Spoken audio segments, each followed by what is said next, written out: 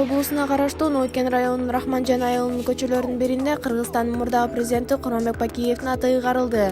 Бул тууралуу сүрөт интернет тармагына жарыяланды. Аталган облустун администрациясы маалыматты тастыктап, эл өз билемдик менен көчөгө Бакиевдин атын ыйгаргандыгын билдирди. Бишкекте патрулдук кызматтын кызматкерлери ээн баштык кылган жаранды кармашты. Бул тууралуу Бишкек шаарынын ички иштер башкы башкармалыгынын маалымат кызматы билдирди.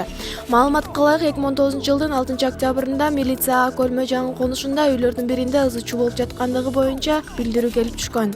Аталган үйдүн жашоочусу мас абалында милиция кызматкерлеринин бирине кол салып, формасын айырып, төш белгисин жулуп алган.